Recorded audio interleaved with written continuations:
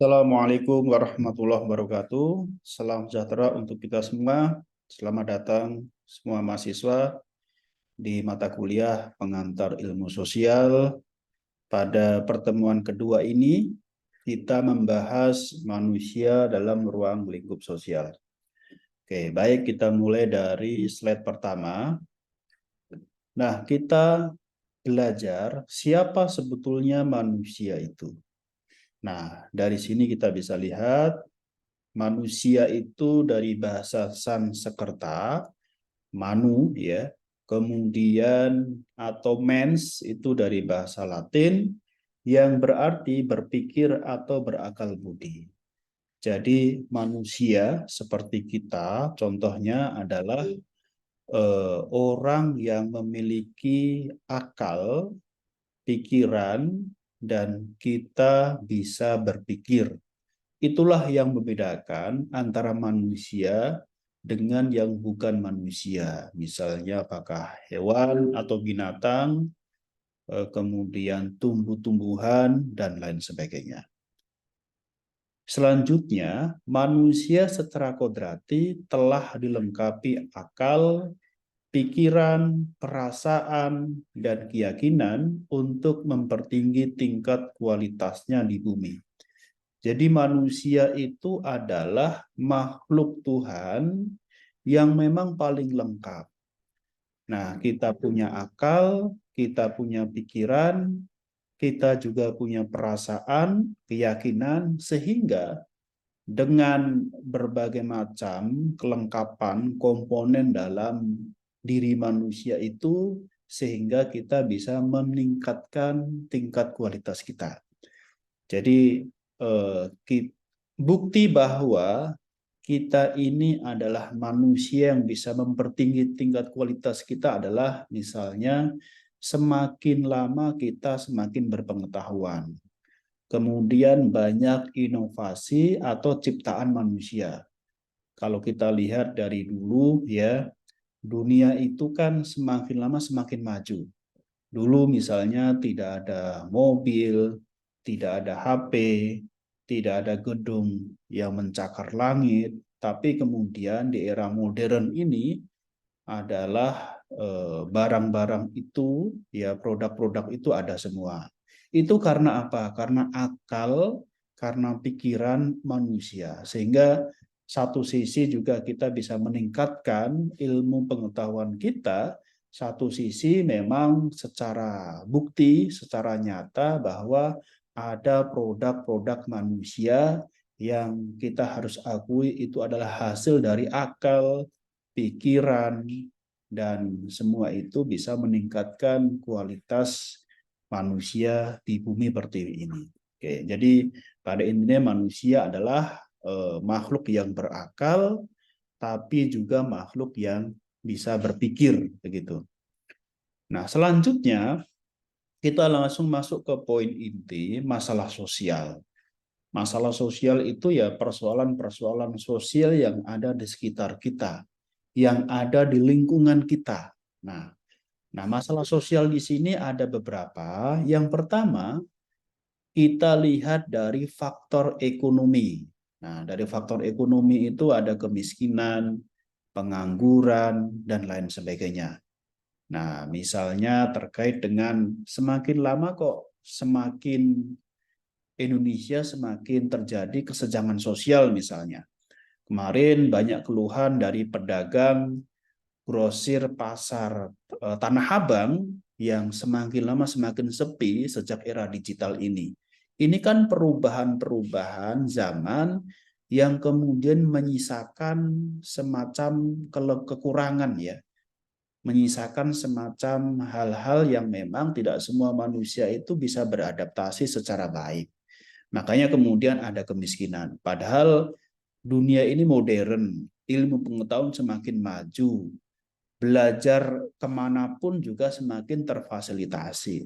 Tetapi ada saja soal kemiskinan, ada saja soal pengangguran, padahal juga sudah sekolah tinggi, ya, tetapi juga ada saja pengangguran. Ini kan persoalan-persoalan sosial atau kita sebut sebagai masalah sosial dari faktor ekonomi.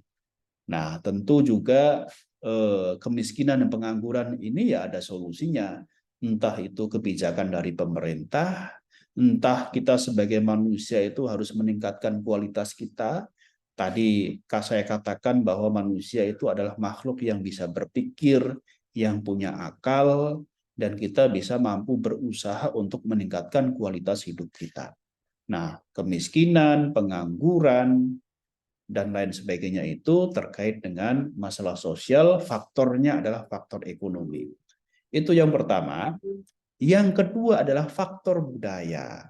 Nah, ini juga ada masalah sosial. Nah, masalahnya apa? Perceraian, kenakalan remaja, dan sebagainya. Nah, jadi keluarga yang memang gagal dalam membina harmonisasi, gagal dalam mewujudkan kebahagiaan, kemudian terjadi perceraian. Nah, ini faktor budaya. Kemudian kenakalan remaja, ya, itu juga faktor budaya. Oleh karena itu, nah, tentu kita sebagai manusia harus mementingkan harmonisasi supaya tidak ada perceraian misalnya dalam rumah tangga. Makanya perceraian itu ya tentu banyak faktor juga, entah faktor ekonomi juga, faktor kontrol diri, ya, faktor psikologis, faktor lingkungan, faktor persepsi dan sebagainya. Itu menjadi faktor. Tetapi dalam masalah sosial ini masuk dalam kategori faktor budaya. Kemudian juga kenakalan remaja. Kenapa sih remaja-remaja itu bisa nakal ataukah memang masih darah muda ya, darah muda yang dianggap semuanya itu benar karena masih muda, akalnya tidak terlalu panjang dalam memikirkan sesuatu, dalam bertindak, sehingga kemudian terjadi kenakalan-kenakalan remaja itu. Nah, ini faktor budaya. Yang ketiga adalah faktor biologis. Contohnya apa? Penyakit menular, keracunan makanan, dan lain sebagainya. Ini faktor biologis. Faktor yang memang berhubungan dengan tubuh kita, dengan badan kita. Misalnya kemarin COVID-19 ya, COVID-19 itu adalah penyakit yang menular bagi diri orang lain ya, diri kita dan bisa menular orang lain bisa menular diri kita. Ini kan faktor biologis ya. Ini terjadi masalah sosial juga di lingkungan kita sehingga pada saat itu tidak hanya Indonesia, dunia itu juga merasakannya. Bahkan dengan COVID itu terjadilah digitalisasi. Misalnya pendidikan itu secara online, bekerja itu bisa WFH dan sebagainya. Ya, mungkin ada kelebihan-kelebihan yang muncul ya dari era COVID kemarin itu. Nah, sekarang alhamdulillah sudah normal kembali. Nah, sehingga kita bisa lebih maksimal dalam memanfaatkan aktivitas-aktivitas kita. Itu faktor biologis. Yang ketiga adalah faktor psikologis. Nah, faktor psikologis itu apa saja? Misalnya penyakit saraf, sarafnya terganggu, otaknya terganggu, psikologinya terganggu, termasuk juga aliran sesat dan lain sebagainya. Ada aliran sesat, dia nyeleneh ya, tidak sesuai dengan keyakinan, tuntunan, pedoman beragama, atau pedoman adat istiadat dan sebagainya. Nah, itu termasuk faktor psikologis. Itu juga menjadi masalah sosial. Jadi kalau kita bicara masalah sosial itu saya pikir banyak, bisa karena faktor ekonomi, bisa karena faktor budaya, faktor biologis, dan faktor psikologis. Nah, selanjutnya manusia dalam berbagai dimensi. Nah, di sini ada aliran-aliran yang ada di dunia ini ya. Yang pertama, saya menjelaskan aliran materialisme. Ya, itu dari Furba. Nah, materialisme ini ciri-cirinya yang pertama menganggap bahwa badanlah yang penting, jiwa hanya membonceng di tubuhnya.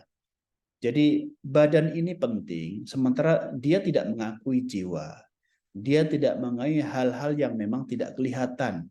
Yang kelihatan saja diakui, tapi yang tidak kelihatan dia tidak mengakui. Itu berarti aliran materialisme ya dari Furba. Yang kedua, Di balik badan tidak ada makhluk yang lain yang misterius yang disebut jiwa. Jiwa itu dianggap sebagai makhluk yang misterius. Ya, jiwa itu dianggap sebagai makhluk yang misterius. Jadi tidak ada di balik badan itu tidak ada ya badan yang kelihatan itu secara panca indera. Jiwa dan sebagainya itu karena tidak bisa dilihat ya dianggap sebagai makhluk misterius. Itu ciri-ciri dari aliran materialisme ya. Yang ketiga, sesuatu itu disebut nyata bila dapat dirasakan oleh panca indera. Jika kita tidak bisa merasakan oleh panca indera, mata, ya apa yang kita lihat, apa yang kita dengar, apa yang kita rasa dan sebagainya itu tidak bisa diukur dari panca indera ya, itu tidak nyata. Yang disebut nyata itu yang bisa kita lihat, misalnya di kelas ini, di forum ini ada para mahasiswa, itu nyata ya. Ya, saya sekarang lagi di kampus itu berarti kan nyata karena bisa kita lihat secara panca indera. Nah, sebentar lagi itu ada pilpres itu nyata karena ada tanda-tanda. Yang tidak nyata itu ya yang tidak bisa dilihat atau dirasakan oleh panca indera. Itu yang ketiga. Yang keempat, manusia merupakan makhluk jasmani yang dinamis ya. Jadi manusia itu makhluk jasmani, makhluk yang bisa dilihat oleh panca indera. Makhluk yang berupa tubuh, ada tangan, ada mata, ada perut, ada kaki, dan sebagainya. Jadi manusia itu makhluk yang berwujud, bukan manusia yang tidak berwujud. Ya, sehingga kemudian manusia merupakan bagian makhluk yang jasmani yang dinamis. Nah, itu aliran materialisme. Nah, kemudian saya akan melanjutkan aliran spiritualisme. Spiritualisme itu dari Plato. Nah, ini gambarnya ya. Plato itu salah satu filosof Yunani kuno yang banyak dipelajari pemikiran-pemikirannya oleh orang para filosof dan salah satu filosof juga yang sampai hari ini efek pemikirannya itu masih berimplikasi pada kehidupan manusia. Konsep, persepsi, perilaku itu banyak mempengaruhi manusia-manusia modern sekarang ini. Nah, kembali lagi ke sini, aliran spiritualisme ini dari Plato, cirinya adalah yang pertama, jiwa lebih penting daripada badan. Ya, kebalikan dari aliran materialisme ya. Justru jiwa ini lebih penting daripada badan. Karena dengan jiwa ini ya kita bisa membangkitkan, bisa mengaruhi badan juga. Kalau misalnya Anda sedih, itu bisa mempengaruhi fisik Anda. Fisik jadi sakit, jadi tidak bergairah, dan sebagainya. Nah, yang pertama itu. Yang kedua, jiwa ini terjatuh ke dalam hidup duniawi, lalu terikat pada jasmani yang fana. Nah, jiwa ini kalau menurut Plato, aliran spiritualisme itu lebih abadi, lebih lama ya dibandingkan dengan jasmani. Karena jasmani itu sifatnya fana. Fana itu akan binasa, akan rusak. Kayak dunia fana itu kan dunia yang memang akan rusak suatu saat. Dunia yang suatu saat, suatu ketika nanti tidak ada. Makanya disebut sebagai dunia fana. Begitu juga dengan jasmani. Jasmani ini suatu saat akan tidak ada. Misalnya manusia itu suatu saat akan meninggal kan. Kalau orang Indonesia itu rata-rata meninggal itu ya bervariasi ya. Ada yang 40 tahun meninggal, 50 tahun, 60 tahun, 70 tahun. Ya 80 tahun itu sudah umur panjang sekali ya. Dia meninggal. Berarti kan jasmaninya fana, tapi jiwanya itu masih tetap hidup. Begitu. Itu yang kedua. Yang ketiga itu dalam kerukunannya badan dan jiwa tidak berdampingan secara setingkat. Jadi tidak setara berarti kan merupakan tawanan. Dia terkurung di badan. Jadi jiwa itu terkurung di badan. Ya, tidak berdampingan secara setingkat tetapi menjadi tawanan. Jiwa ini tertawan oleh badan kata Plato ya. Tertawan oleh badan. Suatu saat kemudian ketika badannya itu sudah rusak, badannya itu sudah fana, maka jiwa ini ya akan mengeluarkan diri dari badan itu. Sehingga yang tadi lagi-lagi saya katakan bahwa jiwa ini lebih abadi dibandingkan dengan badan karena badan sifatnya sementara. Itu yang ketiga. Yang keempat, jiwa harus melepaskan dari penularan dan pembusukan badan. Ya, jadi jiwa ini suatu saat akan lepas, dan lepasnya kapan? Ya tadi, ketika meninggal. Nah, karena jiwa ini kan lebih lama, jiwa ini lebih abadi dibandingkan dengan badan. Maka nih aliran spiritualisme ini ya jiwa itu ya segala-galanya. Bahagia atau sedih itu yang merasakan bukan badan tetapi jiwa. Ya, badan yang sehat belum tentu bahagia gitu. Orang yang sakit misalnya sakit bertahun-tahun, tetapi ketika jiwanya itu ikhlas, ya dia tetap mensyukuri, tetap tetap senang ya. Makanya orang yang bahagia kata orang dulu itu orang yang bisa bersyukur. Kata agama juga ya. Orang yang bahagia adalah orang yang mensyukuri apapun pemberian dari Tuhan. Berarti ini kan soal jiwanya. Entah dia itu kaya, entah dia itu miskin, kalau dia bersyukur ya tetap dia bahagia. Jadi tidak berkorelasi dengan apakah miskin ataukah bahagia. Kalau jiwa ya, jiwa itu berkorelasinya adalah dia menerima atau tidak menerima. Dia mau bersyukur atau tidak mau bersyukur. Karena yang terpenting adalah jiwanya ini, bukan badannya. Orang kaya belum tentu dia bahagia. Mungkin berantakan, mungkin tidak puas dengan kekayaannya atau merasa kurang padahal sudah kaya raya, berarti jiwanya tidak bahagia ya. Jadi yang terpenting adalah jiwa, bukan badannya atau bukan fisiknya ya gitu. Itu yang keempat. Yang kelima, badan merupakan rintangan terhadap jiwa yang lebih asli dari kenyataan duniawi dan mempunyai pertalian dengan nilai-nilai yang abadi. Jadi jiwa ini sebetulnya lebih asli ya daripada badan begitu, daripada fisik gitu. Makanya kemudian badan merupakan rintangan. Badan itu menjadi penghambat jiwa, jiwa yang asli ya dari kenyataan duniawi ini, dari pertalian dengan nilai-nilai yang abadi. Itu yang kelima. Yang keenam, dunia indrawi hanya merupakan bayangan dari dunia ide. Nah, jadi ide inilah yang kemudian memiliki inti daripada kehidupan ini ya. Dunia indrawi itu ya kalau misalnya kita punya ide apa itu dari ide. Perilaku kita itu kan dari akal ya, dari ide. Kita mau kuliah itu kan dari ide dulu kan, nggak langsung kemudian kuliah begitu. Dari ide punya keinginan untuk kuliah, punya keinginan untuk menjadi pejabat, punya keinginan untuk berkreasi dan sebagainya itu dari ide dulu, ya dari bayangan dari dunia ide dulu baru kemudian bisa bertahap ke tahapan selanjutnya. Itu aliran spiritualisme dari Plato yang lebih menekankan jiwa, bukan fisiknya atau bukan badannya, karena badan itu adalah fana, fisik itu tidak lama, ya jiwalah yang lama, jiwalah yang menjadi inti dari kehidupan ini. Nah, kemudian ada aliran yang bisa mengintegrasikan dari keduanya. Yang pertama tadi adalah materialisme, yang kedua aliran spiritualisme. Nah, ini dari filosof René Descartes ya, memiliki dua konsep untuk mengintegrasikan keduanya. Yang pertama, badan dan jiwa sama penting ya, tidak yang satu penting badan saja yang penting atau jiwa saja yang penting.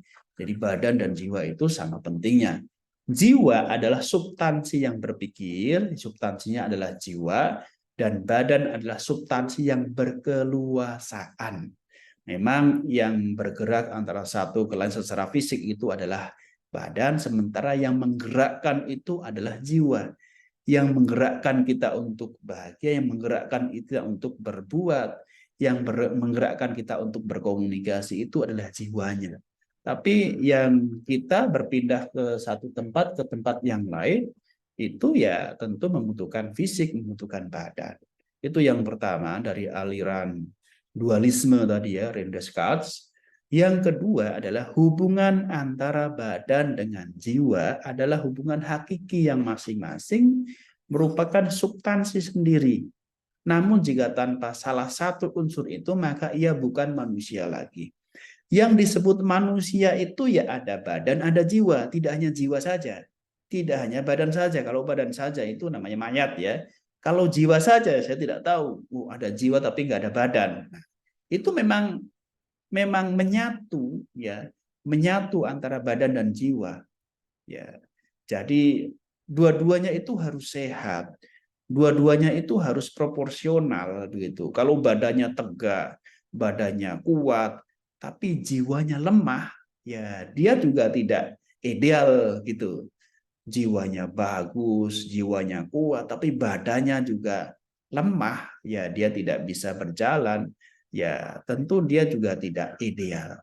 Itu seperti kata orang itu, ilmu umum dengan ilmu agama itu penting ya, menjadi satu paket. Orang yang hanya punya ilmu agama, tidak punya ilmu umum, dia seperti lumpuh. Ya. Dia tidak bisa kemana-mana.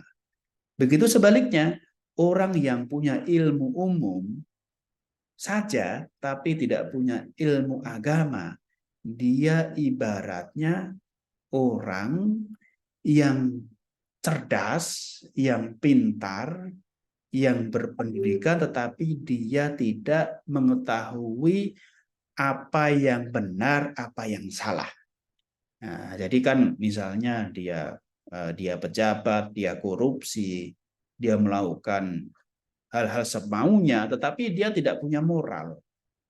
Dia melakukan perbuatan sesukanya karena memang tidak didasari oleh ilmu agama. Seperti itu barangkali ya, aliran dualisme itu. Jadi badan itu penting, jiwa itu penting, sama-sama memperoleh tugasnya masing-masing.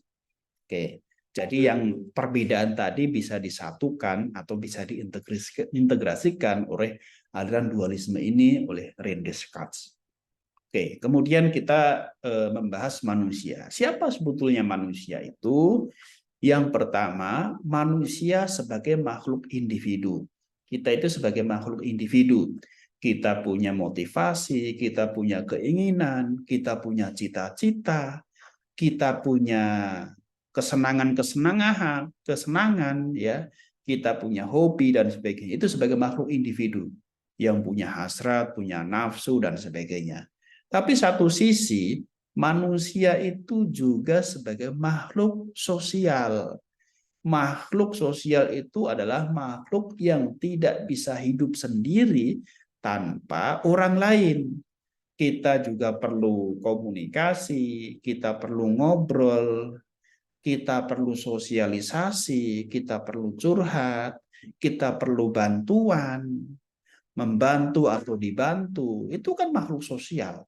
Makhluk sosial itu ya makhluk yang memang tidak bisa hidup sendiri dan terikat dengan kehidupan orang lain.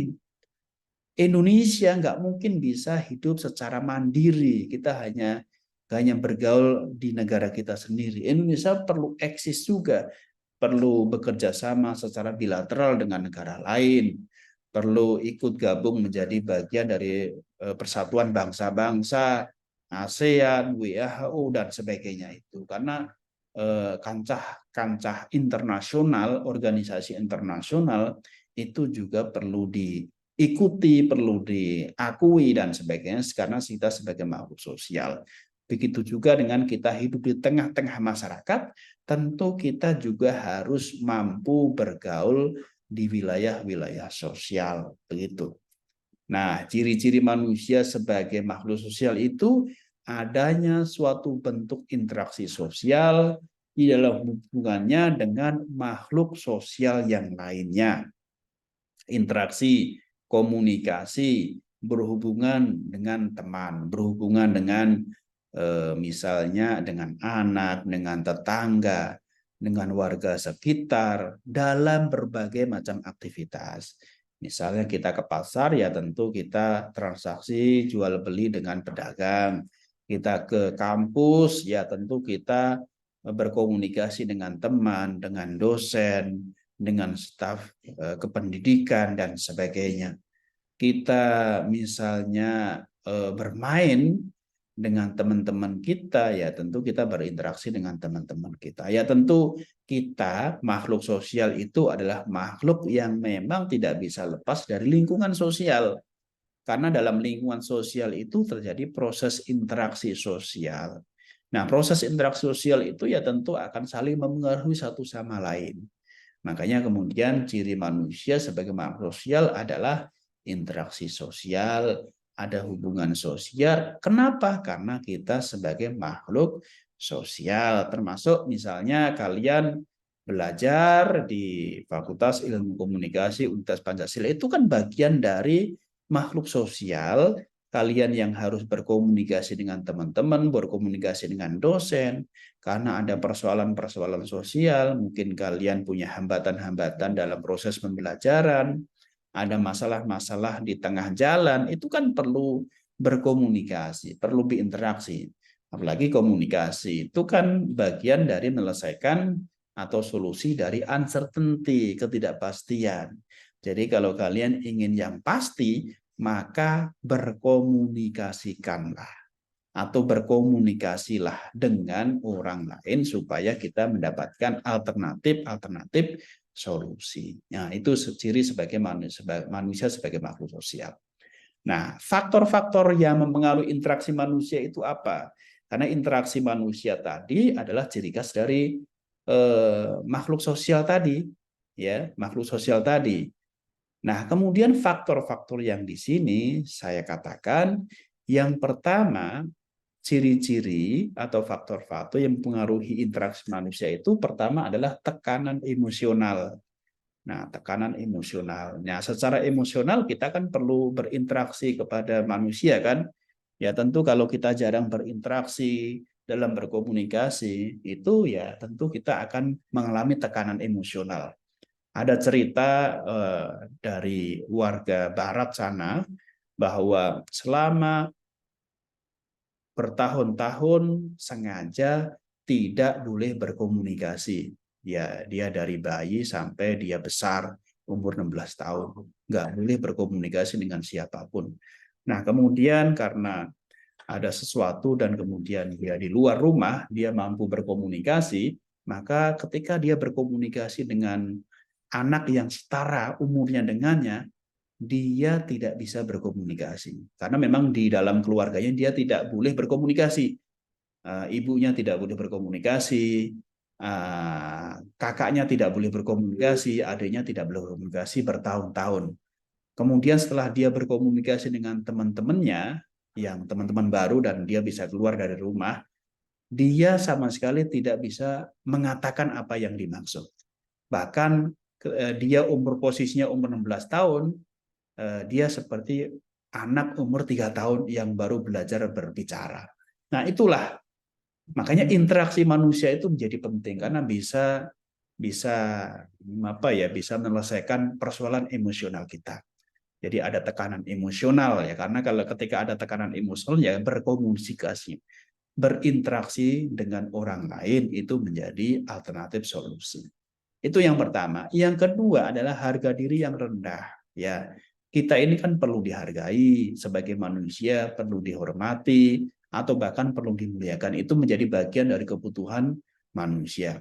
Dalam Abraham Maslow itu kan hierarki kebutuhan manusia itu kan yang pertama kebutuhan fisiologis, kemudian kebutuhan rasa aman, ya, kemudian ada kebutuhan sosial, ya, sosial berinteraksi dengan orang lain, kemudian kebutuhan untuk dihargai. Nah, kebutuhan untuk dihargai di lingkungan masyarakat, di lingkungan keluarga, tentu manusia butuh untuk dihargai, bukan butuh untuk direndahkan. Makanya kemudian ini menjadi faktor-faktor yang mempengaruhi interaksi manusia. Nah, proses interaksi itu ya tentu kita pengen didengar. Proses komunikasi itu ya kita pengen dihargai. Ya, makanya kemudian kalau kita jarang berinteraksi, nah tentu itu juga punya persoalan sendiri ya ketika kita dalam pergaulan di tengah masyarakat. Yang selanjutnya adalah isolasi sosial. faktor-faktor yang mempengaruhi interaksi manusia itu isolasi sosial. Isolasi itu yang merasa terisolasi, merasa apa ya, termarginalisasi misalnya. Nah, oleh karena itu, supaya kita tidak merasa terisolasi dunia sosial kita, maka kita perlu berinteraksi kepada manusia-manusia yang lain. Kita perlu melakukan pergaulan sosial. Hidup di tengah masyarakat tentu harus berkomunikasi di dalam masyarakat itu ya. Tentu banyak kegiatan-kegiatan yang perlu kita bincangkan, kita ikuti, kita adaptasikan sehingga sebagai manusia tentu kita harus berinteraksi kepada manusia yang lain. Nah, perbandingan manusia makhluk individu dan makhluk sosial di sini. Nah, kalau makhluk individu, sifat yang dimiliki sejak lahir. Ya, ini makhluk individu, kita kan lahir itu kan sendiri kan. Ya pun kembar itu ya jarang, ya, tetapi ya tetap kita sebagai makhluk individu. Sifat yang dimiliki sejak lahir. Nah, kemudian ciri khas manusia adalah sikapnya, sifatnya, mungkin egois ya, mungkin mementingkan diri sendiri, temperamen ya, apakah dia suka marah, orang marah itu kan egois ya, karakternya, bagaimana karakternya, wataknya bagaimana, apakah dia itu wataknya lebih mementingkan diri sendiri, karakternya sebagai apa, tipe dan minatnya. Ya, seorang manusia itu kan pasti punya tipe, punya minat, punya cita-cita dan sebagainya. Itu sebagai makhluk individu sebagai wajar ya, sebuah kewajaran ya. Manusia adalah makhluk individu yang bebas. Manusia berhak menentukan apa saja yang diingin lakukan, dipikirkan, lakukan, tetapi manusia harus bertanggung jawab dari apa yang dilakukannya. Makanya manusia sebagai makhluk individu itu bebas, mau ngapain saja. Saya sebagai makhluk individu, saya pengen menjadi tentara, ya silahkan. Saya pengen menjadi pejabat negara, silahkan.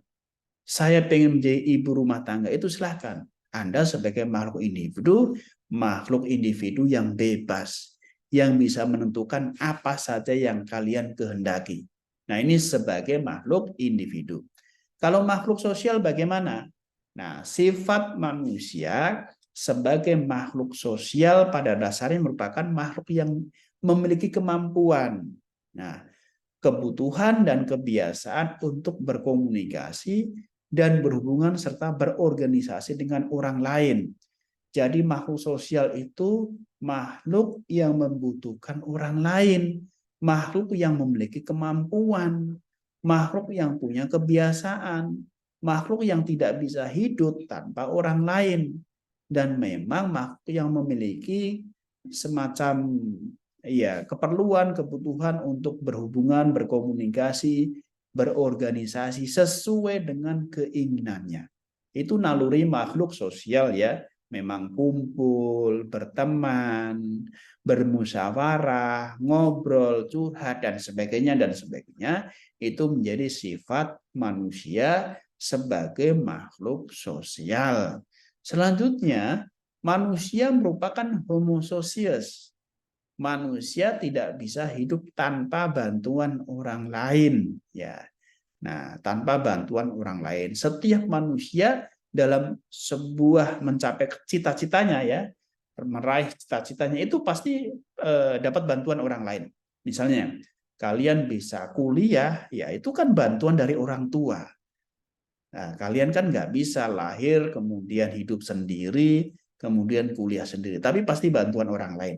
Entah orang tua, entah saudara, entah teman-teman. Jadi keberhasilan Anda itu tidak keberhasilan yang dimiliki individu. Tapi keberhasilan itu disumbang, ditunjang, dikuatkan oleh teman-teman kalian, oleh orang tua kalian, oleh masyarakat, oleh siapapun yang memang memiliki peran dan kontribusi terhadap cita-cita kalian. Posisi kalian ini sebetulnya tidak lepas dari bantuan orang lain, tidak lepas dari semacam cita-cita orang lain juga, artinya kehendak orang lain juga. Jadi bantuan orang lain, kemudian karena orang lain dan sebagainya. Karena kan pikiran kita juga dipengaruhi orang lain. ya ilmu kita juga dalam berdiskusi misalnya dipengaruhi juga orang lain. Itulah makhluk sosial, makhluk yang memang tidak bisa hidup tanpa bantuan orang lain. Makanya disebut sebagai homo socius ya, sebagai makhluk yang tak bisa hidup tanpa bantuan orang lain. Oke, baik, saya pikir demikian materi kedua ya, manusia dengan makhluk ya sosial sebagai makhluk sosial ya, manusia dalam ruang lingkup sosial pada pertemuan kedua ini sudah saya hantarkan. Semoga bermanfaat. Jika ada pertanyaan silakan bisa ditulis di forum ya, forum diskusi, dan nanti akan saya tindak lanjuti. Saya pikir demikian kuliah online pada hari ini, mudah-mudahan bermanfaat. Terima kasih. Dari saya cukup sekian. Demikian. Assalamualaikum warahmatullahi wabarakatuh. Salam sejahtera, salam Pancasila.